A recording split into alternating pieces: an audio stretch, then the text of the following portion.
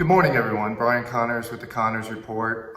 In these reports, for those that are new, we talk about the current economic and market trends, and also we discuss a couple of the burgeoning disruptive technologies that are affecting everything we do, from our careers, our lifestyle, and our money. This morning, we're going to talk about an update on two of them. Since they've been in the news quite a bit in the last month. One is on cryptocurrencies, an update, and the other one will be on digital streaming wars that is also going on in a big way this current month. Just before we begin, again, this information is really just for your information only. Just a quick overview. We kind of always look at the macro environment first because that kind of gives us an indicator of what's going to be front and center of the news as we proceed forward in the next 3 to 6 months.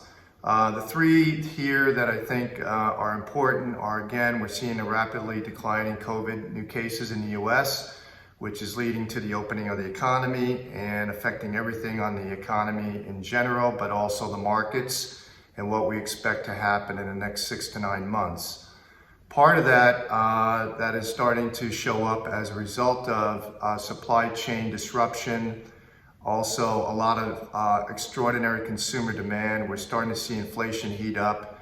That's a growing concern for the markets and will be for the rest of this year. The Fed will obviously maybe need to take some action at some point. And so we're looking at potentially at the end of the year, the Fed might have to end the accommodation that we've been seeing.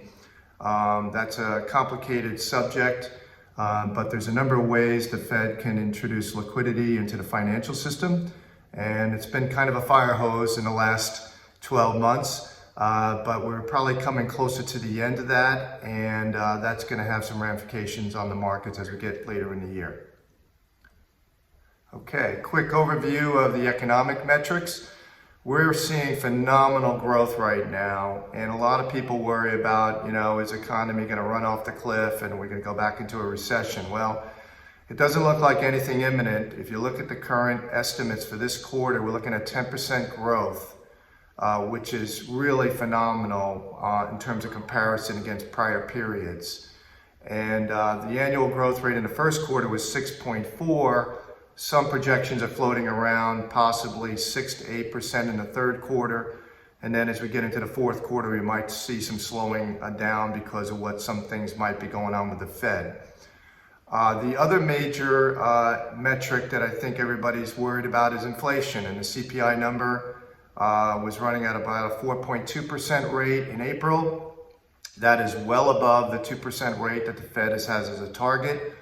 And the Fed has, in numerous statements, said that they're going to let the economy burn hotter, even though it is running in the past month at about a 4.2% year-over-year rate.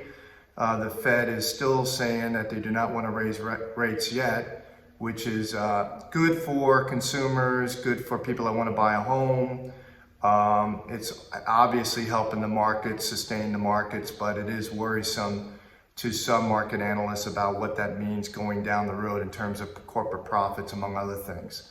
The U.S. Treasury rate is moderated, and that's a good thing because that tells us that people are not as worried about the inflation in the long term. The Treasury rate, think of it as a barometer that you can use to determine what the inflation rate might be out some years in the future. So it is kind of suggesting that inflation probably will moderate as we go out in time. The other number that is very interesting is the Case-Shiller National Home Price Index. That's 13.2% year-over-year growth. You're probably witnessing some major appreciation in your homes in the last 12 months. I know Dr. Pia, you're down in Austin. I have a property down there, and it's just going off the charts from what I hear. Properties have jumped, 25% or more, obviously because of the trends of people moving into that community. But around the country in general, we're seeing a huge demand for housing. Part of that results of COVID, people reevaluating where they want to live. The millennials now starting the movement towards having babies, etc. So that's another one. And then, the rest are really just similar to last month. The major one to keep track of is also the ISM Purchasing Managers Index. When that's a positive number above 50, that's a good sign. It means we're having good economic growth, and we continue to see that going forward. Okay, the markets.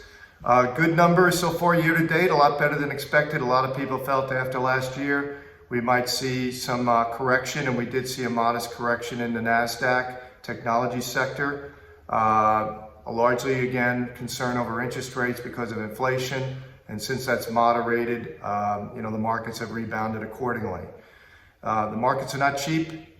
21 times earnings forward PE for the S&P 500. We know that. That's been a trend that's been going on for multiple years. People continually worry about, are we at the peak of the market? We may be. We never really quite know in the short term. In the longer term, it's really going to have to do with things that really matter, which is earnings. And if you see the number on the projected EPS, we're looking at 51% year-over-year growth. And then revenue growth, 10.7%. Profit margins at all-time highs. It's hard to see the markets being in a continual downtrend or going into recession if we're going to see numbers like this. And we're going to continue to see this throughout the year, at least for the moment. We might need to look at it as we get into the third quarter, because there is some concerns that if the Fed does remove some of the accommodation that we talked about, that we might see slower economic growth. And as a result, the markets will reflect that. Just a quick overview of the broader market. Small caps and mid caps and micro caps have been leading. Again, this is a sign that we're seeing a recovery from the depths of the recession, the broadening of the economy, and also the broadening of the outlook for many of the other parts of the market beyond just large cap growth. Okay. So let's move forward and let's talk about just a couple of mega trends that are going on that are in the spotlight right now. In the last month, there's two that have been seemingly gathering a lot of news. One is on the cryptocurrency wars, and the other is on the digital streaming wars. These are very interesting because they have some broad ramifications to how we either spend our money or how we consume things, how we buy things through digital media, which is going to be a growing significance as we proceed into the future. So again, just a quick review on a couple of things as this relates to almost everything that we're going to witness in terms of everything we do.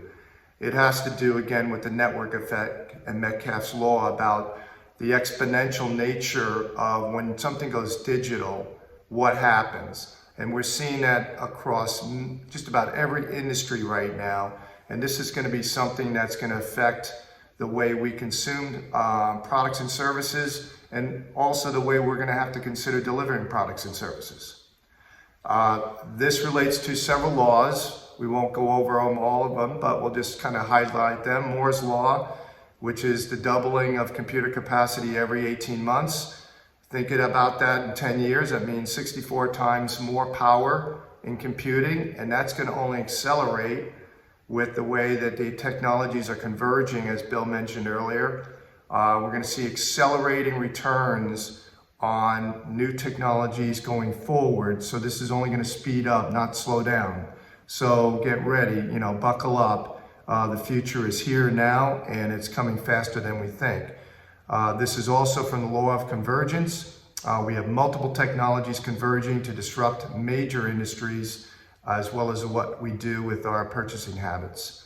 And then the last one is Rose's Law, which has to do with the emergence of quantum computing, which is at the early stages, but it's coming on rapidly.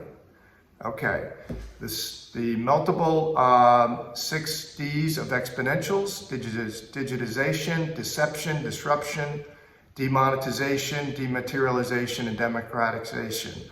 These are major keys to what happens when a new emerging technology is introduced into the economy. And sometimes it's deceptive. And one of them right now that we're going to talk about is cryptocurrency, because it's kind of a little bit deceptive as to what is going on. We see We see this new technology has been around probably since 2011. And obviously we hear it in the news a lot about people becoming very rich and wealthy because they invested in certain digital coins, number one, Bitcoin.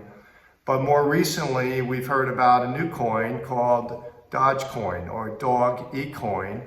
And this is leading to a discussion about what is the future of cryptocurrency in the global economy. And what we're also finding now is we're several major people that are big influencers on industry right now. Elon Musk, for example, Jack Dorsey, and Mark Cuban are getting involved in this. And it's telling us to probably what they're looking at as to what this means going in the future. I guess it's almost 6 months now, Square, which is the CEO of that company, is Jack Dorsey. He also is the CEO of Twitter. Decided that Bitcoin would be allowed to be used in the transaction and the conversion of transactions into Bitcoin itself. And that was a really major announcement because it really meant, what does this mean in the global economy? Say you're in Zimbabwe. Do you want to really buy anything in US dollars or some other form of currency? Or would you rather buy it in something that you feel has more predictability in terms of what's going on with that currency, in terms of the debasement of the currency? As you know, we've been printing a lot of dollars in the US to support our economy through this very difficult period, the pandemic. And that's basically inflationary when you really look at it. That's what's causing some of the inflationary concerns we're seeing. We have too many dollars chasing goods. So you might say to yourself, I'm in a country like in Africa somewhere. I don't really want to trade in the US dollar. I don't want to trade in the yuan. I want to trade in something that the value may be speculative right now, but there's only so many coins available. Bitcoin in this case has 21 million maximum coins that will be in circulation. So that was a major decision, and it's really now starting to trickle into corporate America. Tesla, with Elon Musk, decided he would go with allow transactions with Bitcoin.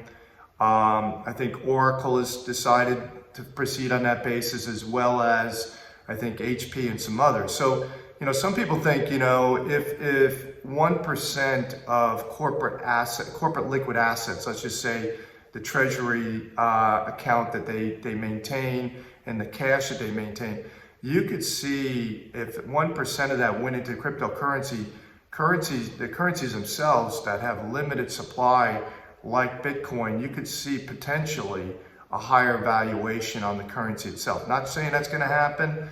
It's just it's a possibility that's starting to emerge that more and more corporate America is looking at cryptocurrency as a means to transact, mainly because we're in a global economy. That's kind of what's driving it forefront. And then the idea that you could go to peer-to-peer transactions without an intermediary like Western Union taking a fee or having to go through the Federal Reserve, et cetera, et cetera. So just a few other quick points on what's going on. So just in the last month, Dogecoin comes up and two other faces emerge again. One is Elon Musk and one is Mark Cuban. And they decide that they want to now move away from Bitcoin into Dogecoin. And Dogecoin goes from like pennies on the dollar to like 74 cents, and actually from a market cap worth more than $90 billion, more than Ford. Does this make sense? Probably not. But when you have two major industry people recommending something, it does get the media's attention, and it does capture what people might say, well, maybe there's something more here than meets the eye. So what this is leading is to a cryptocurrency war. What is going to be the future of cryptocurrency in our economy? Some people think Bitcoin is going to be more like gold. It's not going to be a currency because the cost per transaction is too high, but it could be a good store of value. So that's kind of starting to shake out a little bit, that maybe that's where Bitcoin is going to be valuable. And whether we use it as a currency, it doesn't really matter. A lot of people hold gold because they don't trust other kinds of forms of monetary mechanisms. And also gold has been around a long time, and a lot of people think that if the markets crash, that gold is non-correlated. So it could be, it's emerging as a new asset class. The other one that's interesting is Ethereum. Ethereum now is starting to look like what oil would be to the economy.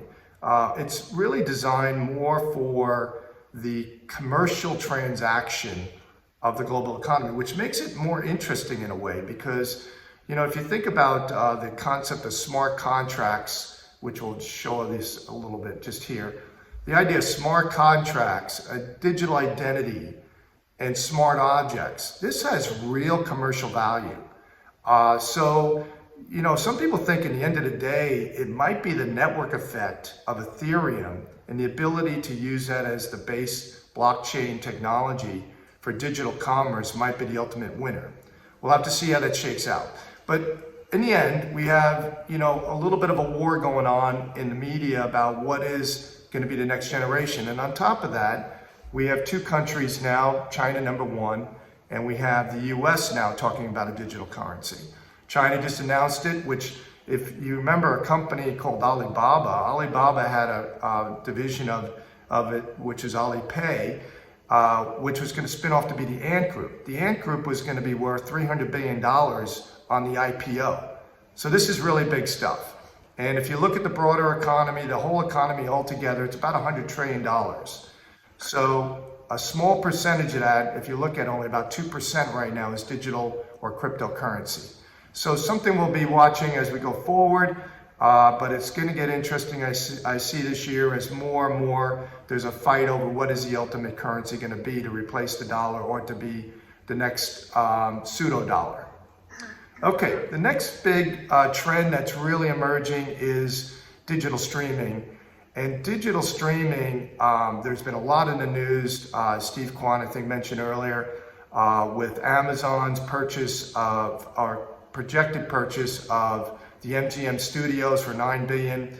AT&T spun off its Warner Media assets and its HBO Max, or is proposing to spin it off to Discovery, which has many different channels. Some of them I didn't even realize how many channels Discovery actually has in its portfolio. But there's a digital streaming war over the next generation of digital advertising. TV is still the main and the best way to communicate benefits and to actually advertise products today. So the big guy in the space right now is Roku and Amazon. Roku really has a platform for hosting and you know, companies to reside on their platform for getting digital streaming services. So Peacock is one of them that had some major you know, forays with Roku over pricing and content. The latest one is YouTube. Google, which owns YouTube, wanted to basically dictate what the digital advertising terms and what they could do with search on Roku's platform. Roku said no. And so there was a fight about that, and Roku ended up taking YouTube off its platform. That's big because, you know, it's telling us that there's going to be a new emerging model for digital advertising, at least on TV. But remember, these things are cross-platform and devices as well, mobile devices and everything else we use. So there's a major fight there. And of course, Disney is not sitting by the sidelines, with its Disney Channel. Apple, we haven't heard a lot about what they're doing. But this is emerging to be a huge fight going forward. Just to show you on the Discovery and Warner Media merger, this is the number of channels and media that are covered by this new entity, which is actually bigger in revenues and in earnings than Netflix, which is a $250 billion company in terms of market cap. So this is you know, big stuff in terms of what this means to the broader economy. If we look at the, you know, the ad budget that is being proposed in 2017 with digital advertising passing you know, TV advertising, there's a huge opportunity here. Obviously, There's 4 companies right now, 3 or 4 companies that are controlling most of that advertising budget. That's Google, Amazon, Facebook, to name a few. And now we're looking at, well, who are going to be the new companies that are going to dictate the advertising budget, and what is Hollywood going to do, and what is going to be the future of entertainment, advertising, and digital e-commerce, because this is all coming together in terms of a convergent effect as to what the new model is going to be. So that's the kind of overview for today. Good morning, everyone. Brian Connors with the Connors Report. For those that are new in our reports, we cover essentially the latest economic and market trends, as well as what's happening in the disruptive technology trends that have shaped everything, our careers, our money, and our lifestyles.